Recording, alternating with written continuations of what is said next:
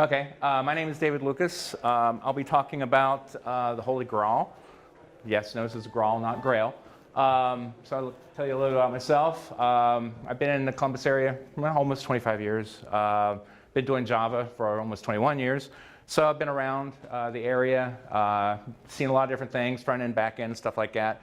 I would say that the biggest thing that I work on a JVM stack all the time. I would say I'm into continuous delivery and continuous learning. Obviously, seeing Graal coming up and what it's doing and what it can provide, I thought that was a very interesting topic. And a couple of years ago, I jumped on the bandwagon, started investigating it, and so here I am today talking about it.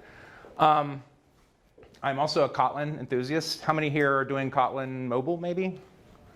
Okay, surprise. How many are doing Java on the back end? .NET folks? JavaScript only? Okay, a little mix. Okay, good. So I assume most people are doing JDK 1.8 if they're doing Java at all. May be thinking about migrating and stuff like that. And so there's some pitfalls that go with Java. Obviously, some of the startup time. It's not great for like doing serverless type of things, but we'll talk about that. But I am, like I said, a Kotlin enthusiast, and I'm looking to do Kotlin on the server side. So anything that can give us that advantage, I'll be looking at. And so my agenda here, of course, is to show you a little bit about GraalVM and what it is. It's an introduction type of thing. I'll also be talking a little bit about what you can do with it and what you can't do with it yet. So it is currently looking at as a production release, but there's still a lot of things it doesn't do. I would say for the most part, you'll get some do's and don'ts.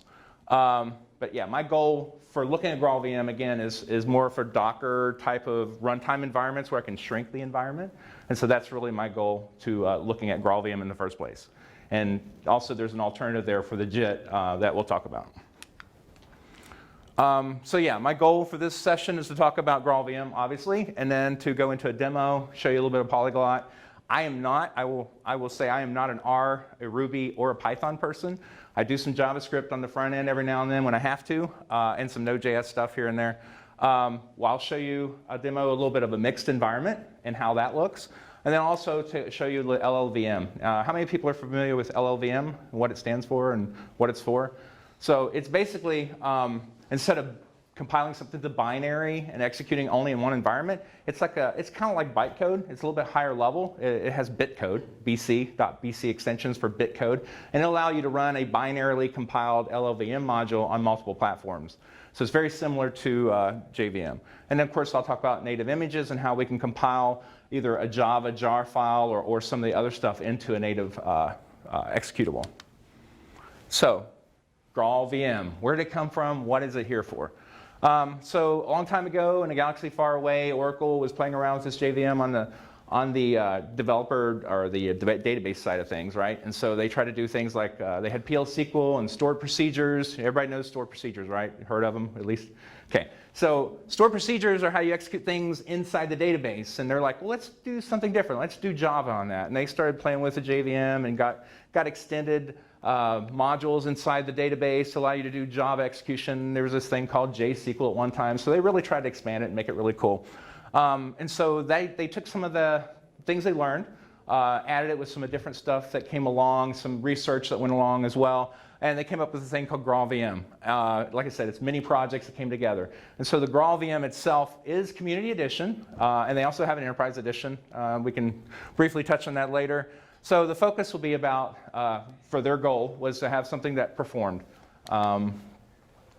If you look at how Java compiles, you'll have like a Java source code that turns into bytecode, right? So when the bytecode gets compiled, it'll eventually get executed by the JVM, and that's what provides us this run anywhere capability in the VM, right? So you have a VM that's for Mac, you have a VM for Linux, you have a VM for Windows, and as long as that bytecode can run in that VM, you'll be able to run it anywhere, right? So that's kind of the goal of write once, run anywhere. So what happens inside the VM is you have this class file that gets loaded up from a class loader, and it gets interpreted. Bytecode gets translated into the machine code where it actually executes in the system layer. And the system layer will do things like access different resources, stuff like that. But the idea is to take the bytecode, translate it to machine language, and then execute that machine language in that native environment. So what GraalVM brings to us is actually a couple of different components. Up at the top here, you'll see a lot of scripting languages. On the right side, you'll see C and C++, which is not a scripting language.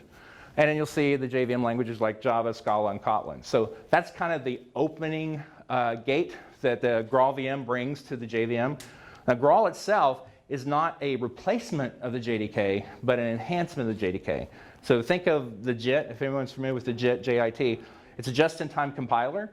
Well, the GraalVM adds to it its own layer to do replacement of that into what's called ahead-of-time compiling. And we'll talk about that a little bit later. Now, some of the enablement platforms, OpenJDK now, Node.js, of course, Oracle, they're going to be putting it in MySQL. So you can do GraalVM execution in a database type of query environment. And of course, standalone. So again, platforms, JVM is what I'm focused on. Oops. Go back. So compilers, again, they've been shipping since Nashorn went away. I don't know if you guys have used Nashorn on the JVM. They've been replacing it with the GraalVM version of JavaScript. So even JDK 11 has it built into it. You can toggle it on. But it provides a true polyglot environment. Now, how many here have heard the word polyglot? How many are doing something that they would call polyglot? Not yet. Okay. So in this day and age, we've got different developers, different business analysts learning code and stuff like that, right? So you might have a statistician or a data science person who knows R. They can do R. They're really cool at it.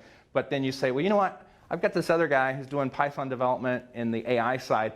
Can we link up that data and provide a solution? And you're going to scratch your heads like, well, I guess we could do a client-server version and maybe connect over a socket or HTTP protocol or something like that and get that data, right? Well, that was the challenge that some of the developers had. And what they started thinking about is like, well, what if we could merge the two together? What if we actually brought these things together in the same virtual environment? How about the same VM? So instead of making a remote call, like a procedure, RPC type of thing, right?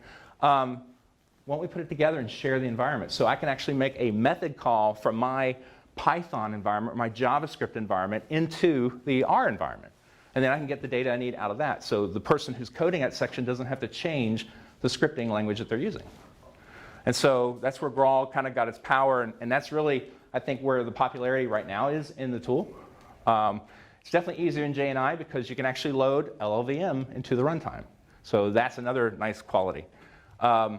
So if you build out a binary, it does package a lightweight substrat VM into the native image, and it's kind of like a JVM, but it's missing a lot of stuff. So it's only the stuff necessary to execute the code. And so there's some papers on what they can and can't do and stuff like that. I won't bore you with that. So the Truffle API is something really popular. Since you got the scripting languages on top that they're using this Truffle API to generate and execute in the bytecode, they opened it up so anyone could write their own scripting language and use the JVM as the back end. So can you imagine just 1 minute, all these universities out there that keep writing their own scripting language and trying to do their own compilation and execute it as a shell script, they could take advantage of the JVM by any language that they want. So if you've created a language or if you're thinking about creating a language, you could start right here in the GraalVM and using the Truffle API, create it there and then take advantage of not only the execution environment of Java, but you can also take advantage of all the libraries available to you. So the GraalVM can generate shared libraries. So you can do a LLVM version of a shared library or a binary. Again, embedded in databases. Soon to be MySQL and also Twitter. The folks at Twitter have been using Graal for a while in production. They have their own copy code base that they keep in sync with what comes out of Oracle right now. So here's what you would eventually, when you bring up a VM and look at internals of Java, you'd see a hotspot VM, right? Anyone who's done Java -- version or dash version would run that, execute it, and they would see, oh, hotspot's in there somewhere, right? That hotspot is the just-in-time compiler. So it takes that byte code and will optimize it when it executes whatever you're calling, right? And over time, it can actually make it faster. It's one of the things, back when I first started looking at Java, that I was debating. Is C++ going to be better? Is it Java? Because C++ is definitely faster. But these guys in the Java world keep saying it's going to be faster. Java will be faster than C++. And they gave some good evidence of it. But once you see it run, and over time it get better and faster, there's just like a warm-up speed. You've heard that in a test. If you've done any performance testing, you've heard the word warm-up. Well, that means as the engine warms up and it figures out what the code does best, it'll optimize it the best, right? And so that's how it executes. Well, Graal is a little different. Graal does some of that. It uses the JIT itself, but it also will do something that's called ahead of time compilation. There's two things unique about the GraalVM. First of all, Graal is written in Java. It's not written in C++. Everything else here is written in C++, but Graal itself is written in Java. And so they, too, can take advantage of the just-in-time environment and execute as fast as they can based on the environment they're running in. But Graal itself is Java. And what it does is it takes like truffle or the bytecode and translates it into this AST, abstract syntax tree, and it allows it to optimize that tree a little bit and come up with a better solution. So one of the things it does, and when you hear the word ahead of time, what it does is it takes a look at all the objects that are being created, all the things being created at startup or initialization, and they'll go ahead and answer the question once. So it'll actually execute some of that static stuff that you've heard about. So if you're like executing a static method, like getLogger or something like that, it'll try and resolve that up front, and so the answer is put in place instead of the call being made. So like if you've got a computation, 1 + 1 is 2, instead of executing 1 + 1 is 2, it's going to pre-fill 2 in the answer in the code base. And so it's going to do this all up front for you. That's why it's ahead of time compilation. There's advantages and disadvantages of that. So ahead of time compilation is static. It does not handle dynamic. So if you're like, I'm doing Groovy and I'm going to use this to do that, not so much. You're going to have a little bit of challenge there. Also, things that I'm a big Spring fan, by the way. Spring has had a challenge with Graal. They see the power of it, and they've had to start making changes in their framework as well to try and accommodate something like this, because Spring does a lot of dynamic and reflection, right? So when you talk about reflection, you're talking about, I'm going to go look up a class and inject it someplace, right? And so there's really a lack of dependency knowledge, which is a good thing from a software development standpoint. But for ahead of time compilation, that's a real bad thing. So you got a conflict here. I want to be decoupled, but also want to be able to statically compile. So you know the two worlds are colliding. The other thing is that the IR code that it creates, we can execute it in the machine language of the JVM, or we can execute it as native by spitting out a binary. So it's really cool. They do perform escape analysis, and they figure out what initializes, what isn't. They do the branching and checking the paths, dead codes eliminated, that kind of stuff. So it can make a really small runtime environment. Like I said, it's written in Java, so it does take advantage even of the JIT. And there's a cool paper, if you really are into compilers and stuff, that you can read from this link. The slides will be available. I'll push that up to Git. So compiler separation. Like I said, the Graal over here takes the bytecode, parses it, optimizes it, generates this low-level machine language that gets optimized even further and executed, which is slightly different than what you'd see on the hotspot side. Here's an example of the IR, and basically this would generate, there's tools, if you're really into the compiler and what it generates and stuff, there are tools out there to help you navigate this world. Wasn't something I was really interested in getting deep into, but I am thinking about taking a look at truffle. Now, if you're thinking about writing your own language, then truffle is what you want to look at. JavaScript, R, Ruby, Python, they have an example out there of what they call the simple language, and you can use that to actually execute your own language and set it up. Someone introduced me this week, actually, to something called LOL code. Has anyone heard of that? Yeah, go to Wikipedia and check it out. LOL, as in laughing out loud. There is a code that someone came up with that has some really weird syntax on it. But anyways, some people actually wrote a real compiler for it. And I was thinking, wow, that'd be cool to write a truffle API script for it to execute something very similar to that. So you could do that as an academic exercise. But the idea is you can extend this, and you can make any language you want using the same structure. And the way Oracle did it, truffle is where the integration piece comes in. So truffle execute, translate it to bytecode, and then you have the whole JVM. Again, there is a lot to the JVM. So one of the issues that most scripting languages have a challenge with is package management. And that's why I've kind of stayed on the JVM most of my life. And that is because things like Ant Maven and even Graal allow you to do package management and put things together. So if you were doing scripting, you could do very similar things using the same package management and take advantage of a whole lot of dependency management out of the box, so you don't have to reinvent the wheel. So Truffle API is declarative. Again, it has that abstract syntax tree representation. It's written in Java. It uses Truffle to create the AST. Here's an example of like interpreter nodes where it will actually look at the AST, and if it can optimize it out or look at matching fast code that it's optimized before, it will replace the nodes on it and rewrite it and make it faster. And so it's analyzing the graph of what the options were, and then we'll figure out what it should and shouldn't do. And that's before it gets to the just-in-time compiler. So Substrat VM is a little mini VM, Java VM, that's like attached to the native stuff that it produces. So it provides things like exception handling, some memory management, memory allocation, that kind of stuff. Here's an example. I think I got this last year of one of the tests that they did. It's from the 2015 paper, but this test is still pretty relevant. As you can see here, SpiderMonkey was another JavaScript thing they were looking at, and V8, which is Node. They did some comparisons with the Truffle. And so it's pretty comparable. It's not going to be perfect for everyone, but it does have some advantages. Again, if you can call the JVM and use a library from the JVM, a one-to-one trade-off, even if it's 5% difference, might be a big advantage to your team. And by the way, yeah, if you have questions. What are the units for the y-axis? This times the baseline. So baseline here is V8, the Node.js. So this is better than or less than. So this is a little bit 1.3 times the speed. 0.8 here is a little bit slower than Node. So, but yeah, if you guys have questions, don't hesitate to ask. And by the way, there's one exit, so if we do have a fire or something, please calmly exit out.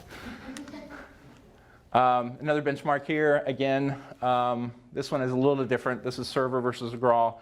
And so I think it's just a one-to-one performance number, where the higher the number is better. So if you go to Graal, it's graalvm.org. You go to the site. You'll see a Community Edition and an Enterprise Edition. The Community Edition is now converted over to OpenJDK. It's not dependent on Oracle anymore. And if you're familiar with Java and the licensing issues, you'll be very thankful for that. And then you have the Enterprise Edition, which is something you can pay to get paid support. And there's also better features in the Enterprise Edition to allow you to perform better. And they also have like cluster management and stuff like that. So there's some other things you can do with it. Latest version is 19.2.0.1, and as I'll show you when I get to the demo, that there's some challenges with versions, especially when it comes to some of the other tools, but they are making progress. So the binaries, they execute on Linux, Mac, and Windows. Windows is still kind of new, so it's early stages. You'll have basically a home directory like you have any JDK. You would extract it. You can do it manually. There might be SDK mans out there, but I don't know if there's a bunch yet. But you'd extract it like you would a JDK and then put a path to it, put it in your runtime environment, and then you can execute java-version. And you can see here that this is running on 1.8 JDK, but at the same time, OpenJDK, Graal 19.2.1 is there. So the structure of the JDK looks very similar. So if you're familiar with Java and the JDK runtime environment, you'll be very familiar with this. This is going to be a little bit different. R and R script, Gem, Graal Python's in here, LLI, which is for LLVM execution, native image, which actually converts like a jar or a class into an executable, Node NPM. Those are probably not too unfamiliar because, like I said, since 11 they've been shipping with this stuff. Polyglot, Rake. I don't know if anyone's into Rake as a build. Test Ruby stuff. So obviously, there's some things in there that are new and you could check into. Oh, I forgot, JRunScript.js. So, so the main tool when you install Graal, you have to actually configure it for the scripting languages you want to use. And there's a GU, the Graal updater, and you would put install on it what you expect to use. It could be JavaScript, which is already in there, so you don't have to install that. But like Ruby or R, Python, you could do that too. Also, I'll show you here in a minute, you can actually leverage on all the scripting languages, you can leverage the Chrome inspector. So you can debug the languages right there in Chrome, like you would JavaScript. Yeah, and then you can also do some conversions as well, although they're a little bit harder to do with the the JavaScript or other languages to convert and create those native, but it can be done. And they're really early in that phase. Okay, so once you have installed the JDK, you want to do some verifications. On the Mac environment, if you're doing LLVM, there are some runtime environments that you need, and you need to at least have Xcode Select version 2354 or higher. That's probably needs to be a little bit different because I think there's a range issue. I actually ran in, trying to get ready for this demo, ran into some issues where on the Mac side of the house, there's some binary compatibility issues that I ran into with the latest versions. So I will be giving you a little bit inside of the Mac world, and I'll show you a container version to execute some binary. But anyways, once you set this up, you can check what's available, you can look at the catalog, and then you can run stuff. And let's do some demos. Like I said, if you guys have questions or something, just let me know. I probably will be going fast, and you can talk to me afterwards if you have specific questions and stuff. So let me...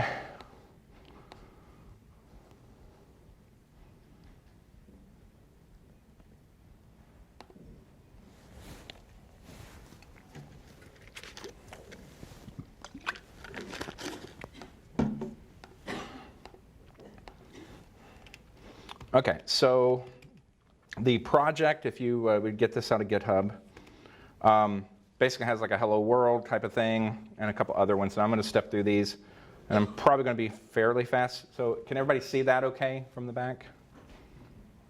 Is that a yes? Yes. Good? Okay, cool. Okay, so let's take a look at the first one here.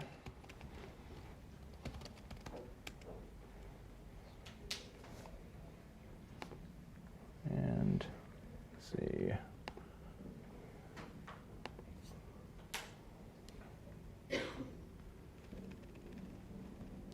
Okay, so here's a Java. Hopefully you guys can see that okay.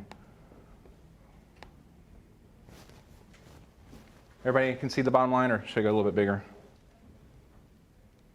That better? More? Less? Good. Okay. So, so we have just a standard Java program, public static void, starting up, hello from Java. The first thing we do is get a context. And context new builder, allow access true, .build is basically setting up the runtime environment for Graal. And so everything that we do from that point forward needs to be done in a context. The context is important because when you load these scripts, it can be inline, which these are, or it could be from a resource, like loading it from a file that's on the class path. But when you load these in, they have to be in the same context for you to take advantage of it. So if you're trying to call, go from JavaScript to Java or JavaScript to Python, and it's a method that you loaded, it has to be in the same context or it'll never see it, right? So it has to be within that runtime context. So the first thing we do here is we dump out all the languages that are listed, and it'll show you what ones are running. And then we actually do an evaluation. So the first one's JavaScript, Ruby, R, and Python. And let me tell you up front, R is weird in how it initializes. It takes the longest time to initialize, so it's going to be slow once you hit R, just to let you know that. And maybe we should switch around, make Python first. But anyways, so those are the 4 languages. I'm just going to do a real quick demo on that. And so you'll see here, it's the same Java. Runtime environment is GraalVM, but it's the same looking thing. It has all the same normal parameters. So let's go ahead and do a compile on that. And if I do a Java hello polyglot world like that, it'll start running. And notice it listed out all the things that are there: R, JS, LLVM, Python, and Ruby. And then, of course, JavaScript ran, Ruby is running. It initialized and ran R finally, and then Python ran. So that's pretty much running those scripts. Now, granted, that's not a very fancy script example, but it does show you that their syntax are running inside the same environment. So, everybody familiar with FizzBuzz? Okay, so FizzBuzz is pretty common. And this is just going to be an example to show you running it. So I can do a JavaScript FizzBuzz JS, and that's pretty fast, right? Not bad, relatively speaking, right? We can do Python. Now let's do the other one. So there's FizzBuzz there. It's pretty fast. Let's do Ruby. Yeah, we'll do that one.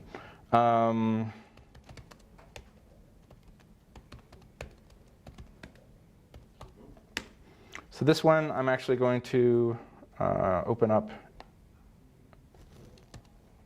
and show you guys. Hello. Okay, cool.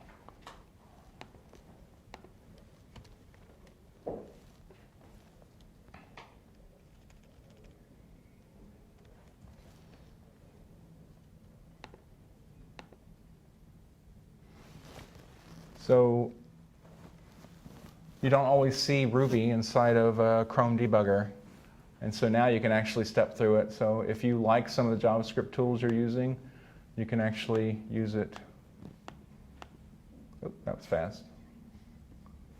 And there, pop out. There it is, all the answers. So I won't spend time on that. We got a lot to go through.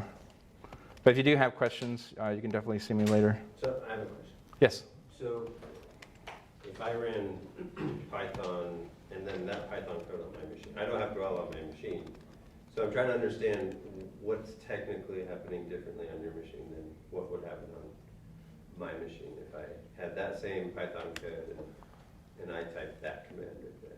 I'm not sure. You're talking about the inspect piece? No, or just running Python? Yeah, just running Python. Oh, okay. So in general, not that. Yeah. So in general, the difference is, one, not everything that you have available in Python outside of it, and this is like a Python 3.x version, not everything is fully fleshed out in the GraalVM side. Most things and modules you can add, so you can do like, what was it, I forget the name of it. It's some installer, right? You got this what is it? Pip, yes, thank you. So you can do pip type of things in here and get stuff loaded, but it's not going to be fully compliant. It has to be certified. And actually, if you go to the Graal site, they have a page that you can put dependencies in, and it'll tell you if it's been certified, or at least they've looked at it and said, yeah, it'll work or won't. So not everything will work out of the box. This is really geared toward people mixing the polyglot side of things. So if you were interested in mixing your Python and R together, then this would be something to take a look at. But you could go further, right? So I don't know where the limits are based on your code base.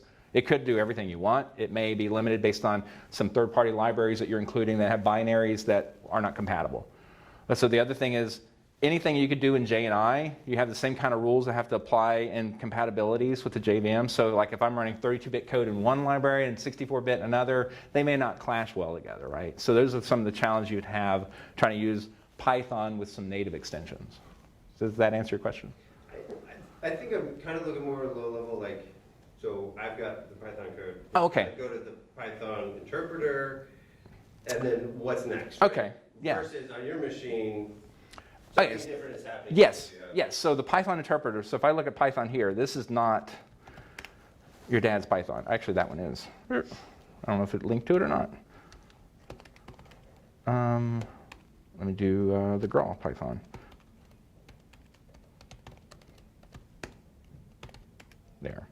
There we go. So the Graal Python is actually what we should be using. My bad. So the Graal Python here is what we would use to execute it. And what happens is it looks at the file, interprets it like any other script, right? It pulls it in and starts parsing it.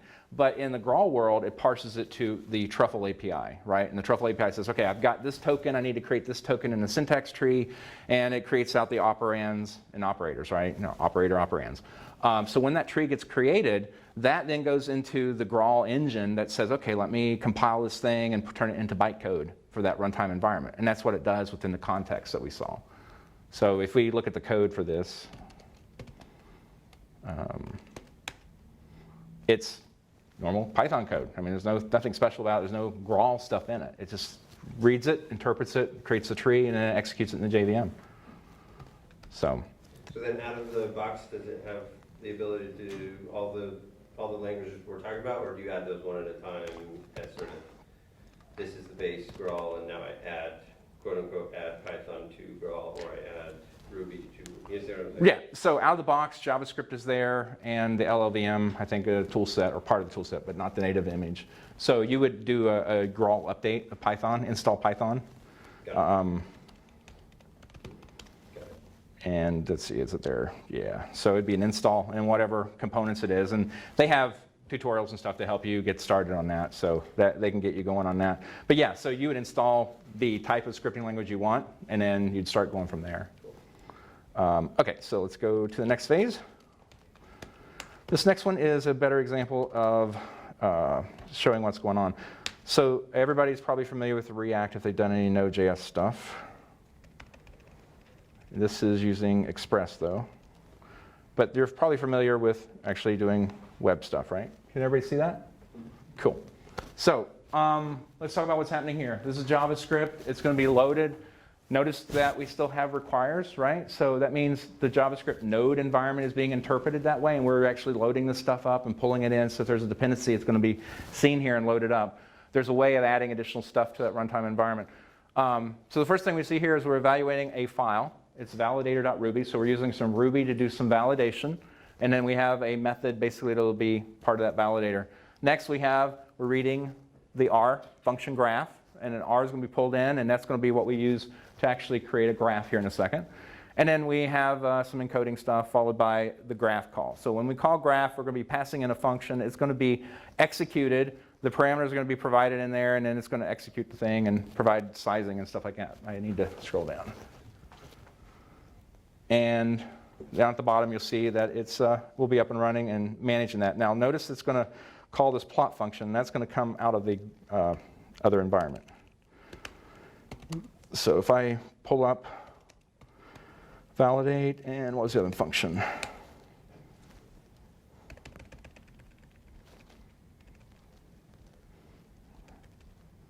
So in here, we have our Ruby. And if you look at it, it's just going to do a simple validation, regular expression kind of thing to make sure we have our X parameter. And these are the type of operations that we'll be able to do in this function that we're getting ready to demo.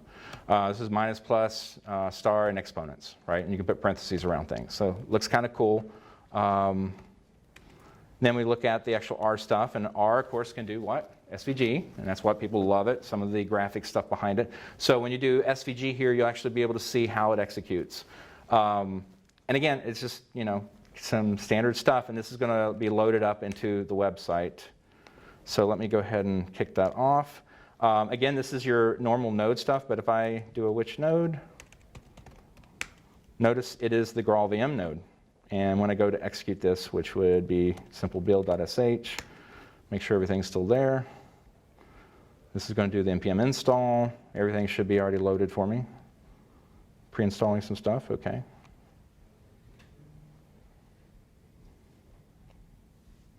Okay, it's ready. And now I'm going to run it, and I'm running it with node --JVM. I don't know if you can see that on the side there. So I'm running it with node --JVM, which means I'm telling Node we're not running just JavaScript now. We have other stuff, and we want to run the JVM, which means all the libraries available in the Java world would be available. So if I could add a class path in there too, and I'd be able to do that. So we have some kind of error, which probably means I have 84 is in use already. So let me change that.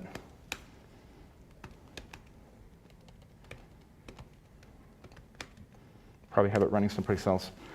So the ---- polyglot obviously says I'm going to be integrating with a polyglot engine, which means I'll have a context I'll be able to use. So inside the JavaScript, I'll be able to open up a pathway to other scripts. And now we're up and listening, so let's go ahead and bring back localhost 8085. Can everybody see that? Yeah, probably need to be a little bit bigger.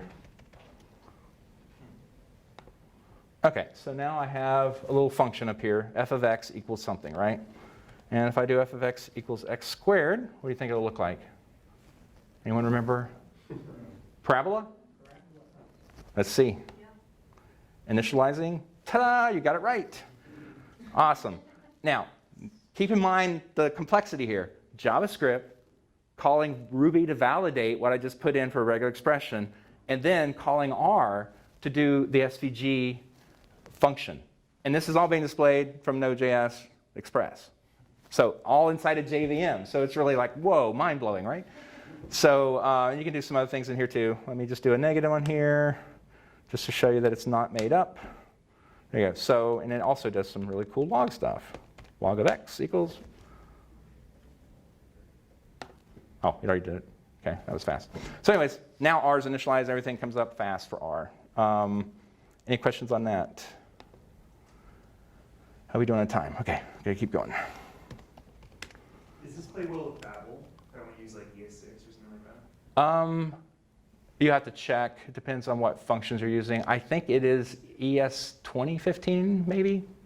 Might be better than that because they've been trying to keep up because they're wanting the Graal JavaScript to replace the Nashorn. I think they may have already made that decision, but they're trying to keep up with that. So who knows? TypeScript may be next for them, which would really be great for those using TypeScript. Okay, so next one.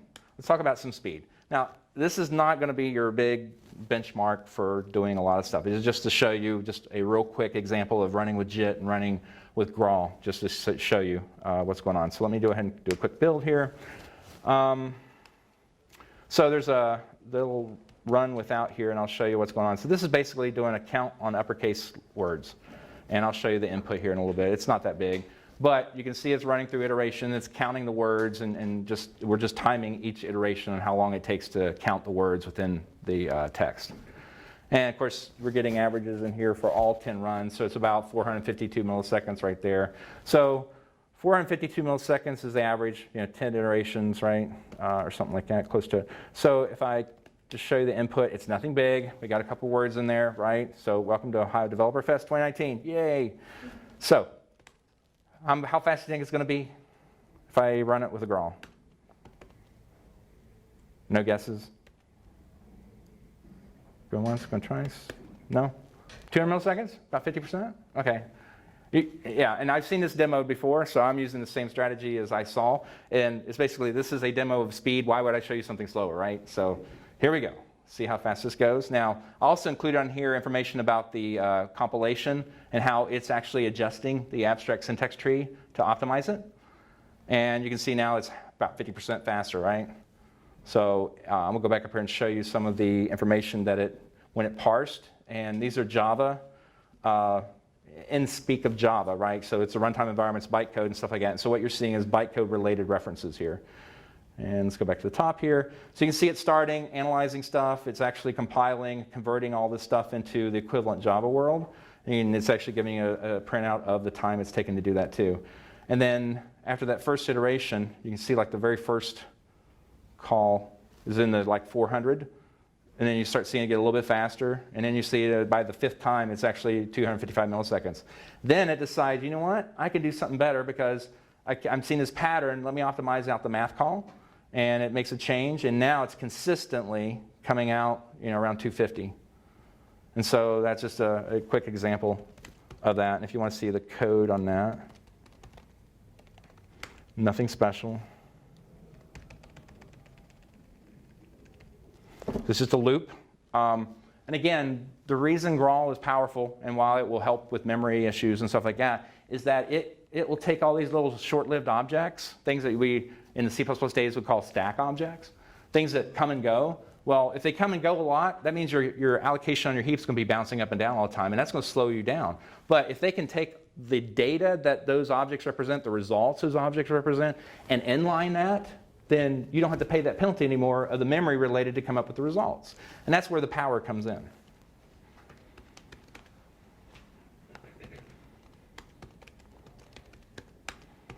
Okay, so this one, anyone familiar with incurses? Yes? No? Maybe?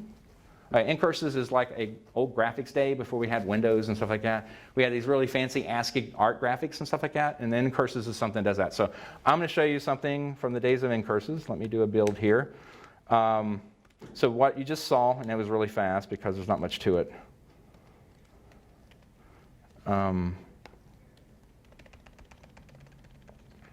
This is a program that is going to have a method in here called display messages. it's going to use this incurses library. So this is an external native library that's going to be utilized. And you'll see in here that it has a couple of counts and stuff like here, and it calls the incurses library to do some graphics, right? It's actually, you know, printing this line at this location. And it's got some callers in here and stuff like that, right? So you can get an idea what this is going to do just by looking at the code now. It does not take long to execute. And then we have this thing in there called a .bc file. And if you see the file itself, it says it's an LLVM bitcode, and the wrapper is Intel. Okay? So, cool. So what are we going to do with this? Well, if you take a look at how we're going to run this, oh, I can't do that yet. I got to try and run it first. I have a surprise in here. This is going to be a negative test. So if I try to run this thing, oh, this is the wrong one. All right, that worked. Oh, that's because I'm running it in Mac. So normally I do this on the container, and I probably could have switched by now. So what would have happened was it would have failed, and I said, oh yeah, I need to install something. And I would have showed you using the GUT util. So something like install native image. So it's going to say, oh yeah, it's already done. So, but yeah, if you look at what just happened inside a run,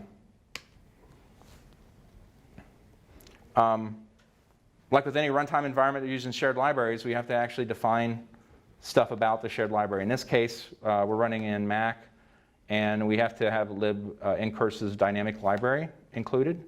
And then down here you can see LLI is being used, followed by the library name, followed by the actual BC. So it's not a whole lot, but if I do a run, oops, it's running using the console art graphic window and then popping back out. And that is incurses in a nutshell, but it's using LLVM, and the JVM just executed LLVM, pulling up a native library and executing a binary call inside the LLVM. So no JNI involved. That's the beauty of this one. Okay, so let's take a look at some reflection. So one of the things you're going to run into in using this technology, and I mentioned it before, is it likes things to be static. So in this example here, I have a little app that I wrote that's going to basically start up, and it's going to be loading up a class, and the class is defer load. Now, how many have used Java with JDBC before? If you have, and you're familiar in the old days, you use class.forName to load up the driver so it would register itself. As days went on, things got smarter, and that's done for you automatically. But the concept's still the same. Something has to load that class at runtime. And if you have the situation where it's not easy to see, then the compiler is going to go through and say, okay, I compiled everything here, but not know what that text relates to. And so if we go ahead and show you the other code, there's an interface in here, which I'm working off of, called fetch message. And here's load, which returns hello DevFest, Ohio DevFest. So, hello. There we go. So if I compile this, it's basically doing Java-C on it and everything like that. And then I have this little error that comes up. And that's because I'm on Mac. And the Mac world Xcode updated and gave me a bad environment. So I got to now switch wheels to my container, which is running a Ubuntu equivalent. Is that it? One of these guys? Oh, that is it. Okay, cool. And if I do a build on this one, it's not going to have that problem. So now this is actually doing the same thing where it's executing, and now you're seeing native image actually being executed for the first time. And native image here is actually compiling, and then it's doing its evaluation of all the static initialization. So you can see like setup, followed by all the analysis, followed by more initialization, doing some compile finally at the end, and then it writes it out. And it took some time, 10 seconds, right? And this is an easy app. So more complex apps, you're going to need a lot of memory to do the compilation, to just crunch it down. But once you do, you'll realize that it's pretty darn cool. So if I run this defer app now, it's going to blow up. And because it's trying to instantiate an object called defer load, and I never told it anything about it, it doesn't know anything about it, so it didn't include it in the executable. So it's like, okay, what can I do to fix that? So there is a way to do that, and there is a native option called reflection config files. And if I grab that guy,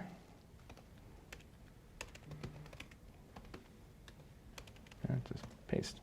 So if I do this, I'll show you the file here in a second. It's going to compile and create that native. And when it does, it's going to include that missing class, the load. And so if I go take a look at that file, oops, I'm in the other world, so bear with me. Yeah, you guys see that. So in here, there's a bunch of class definitions, right? These are the things that I know that the runtime environment needs that Graal may not see. So I can define things like class, integer, and oh, here's our class, defer load. And I'm telling it basically take all the public stuff, all the constructors, make sure it's visible at the runtime. And so what will happen is Graal will inspect this and make sure that it finds in the class path the things I'm telling it about and make sure it's part of that native executable. So speaking of native executable, defer. There we go. This is an ELF 64-bit shared object, which allows it to be dynamically linked to load up files. And I'll show you what files are loading up. So right now, if you look at just at this main guy, defer, that's only 3 meg.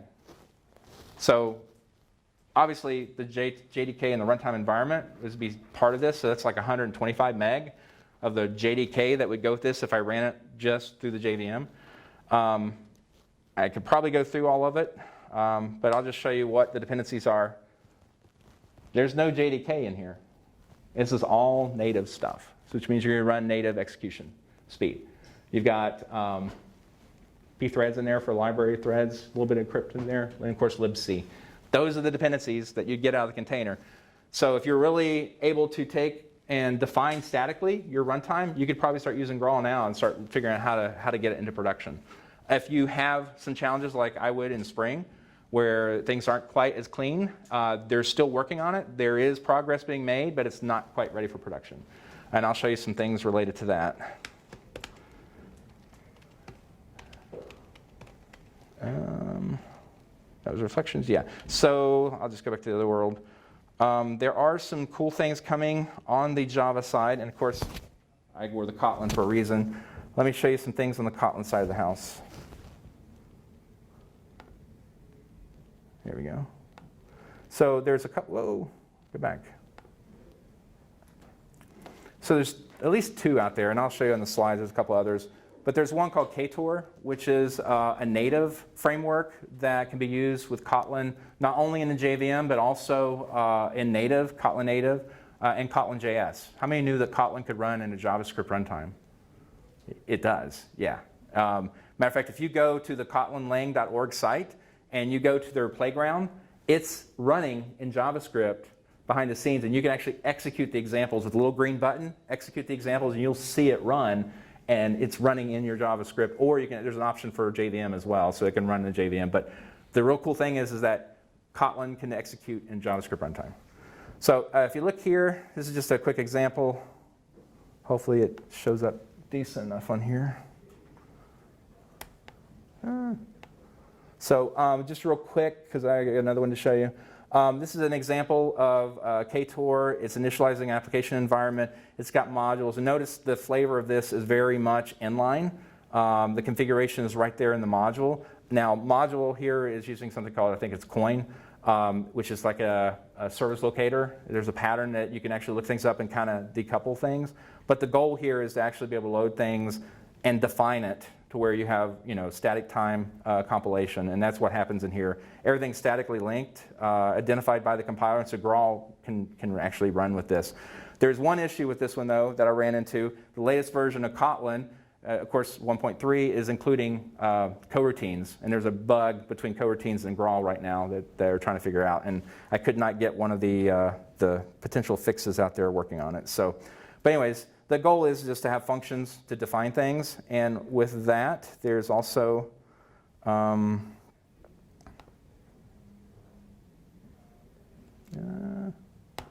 see if that's cancel. I don't think that was it. Maybe it is. It's a different location. And here's another example of, this is with Spring. Now, Spring's going down a functional route because a lot of things are going functional. And this is called COFU, which is, for Kotlin object function. I forget what the actual acronym's for. But the idea behind it is it's functional. So you've got, in the first days of frameworks, for Spring you had XML. And then we graduated to annotations. And now they're looking at more functional. And that's actually what this one's about. So you can see in here we have beans being defined. This is your config, which is really cool. WebFlux for doing reactive, and you can see we're defining the port that it's going to be on, the routers for it, and stuff like that. And so they're actually working on it. Unfortunately, I couldn't get this one compiled for you for the demo, but they are close to making this a reality. It will run faster in Graal from a JVM perspective than a regular one. But let me get back to the slides because I think we're running out of time here. And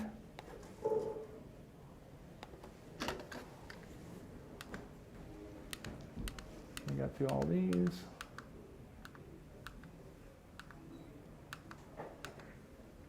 So, oh, yes. Anyone know that Kotlin was a Polish ketchup? You do now. Yeah, so basically Spring and some of the other guys are doing things that will make things easier with Graal. Everybody sees the power of it. Here's again a close-up of some of the COFU stuff. So what you can and can't do, there's still some things on this list that are challenging, and reflection is the big one. So there are some things you can and can't do. This is probably out of date. I need to get probably a new updated one. But they're constantly working on this, and the guys at Oracle are doing a really good job of expanding it and making it better. But this is just things that you're going to run into. So if you are using a particular area that you see on this list and you don't see it supported yet, you may want to let the Graal team know that, hey, I'm interested, but I need this feature, and give them some feedback. So yeah, again, static declarative dependencies work. If you're not doing declarative dependencies, you're going to have some challenges. But it does bring a new world to the JVM. It opens up, I mean, we've been running with hotspot JIT for a long time, and there's not been a whole lot of change, right? So this brings up a new avenue of making things faster and smaller. And if you're running in the cloud with a Docker JVM, you really want to take a look at what you can do with the JVM just running Graal to shrink your memory footprint. But if you can go native, that makes it even sweeter. Frameworks need to change, yes. And so has Graal brought that. Now here's some of the other ones, Micronauts out there, Quarkus, Helidon, and actually Vertex is also another one. If you use Vertex, they're also into it. Graal Truffle, you can write your own scripting languages. That's a great thing to do. So definitely a technology to keep your eye on. It may not be right for you. You have to give it a try. They recommend you give it a try and see what situation it works and what doesn't work for you. Give them feedback. They want to make their product better. You can help them out by saying, hey, I tried this. I really want it to work, but it doesn't do it because of X. Can you work on X? Maybe I'll try it again. Get that dialogue going. You can get feedback into it because it's really early in the game. Alternate, Node.js. If you're doing Node.js stuff, you can do this. It's very compliant. I think it's 99% compliant of the Node.js spec. So you can use that now for production. It's extensible, it's flexible, and it's open source, and you can get commercial support. Here's some resources to go to. And that's it. Any questions? Yes? One last word. Like, how new is it? And then, what are we on the precipice of? Like, people, certain distributions of Linux start packaging this instead of XYZ, and like how far away are we from a household name kind of? My guess is probably 2 to 5 years from a household name. But I do think folks like Red Hat and even Microsoft are going to be looking at packaging this with their stock images and putting it out there. There's a lot of power, especially if you're trying to save money in a cloud, where every megabyte counts. And this will make a difference too on CPU as well once it compiles out, right? So there is some upfront expense. I'll put the slides up at this location. So again, I'm David Lucas. Yes? Is there any way to don't recompile code? Yeah. There's a couple different ways. I can show you offline, or we can talk about it, but there's some tools to do that. But you can definitely get analysis of what it did. Any other questions? Okay. Thank you very much. Thanks for Root Insurance for hosting this, and thank you, Ohio DevFest.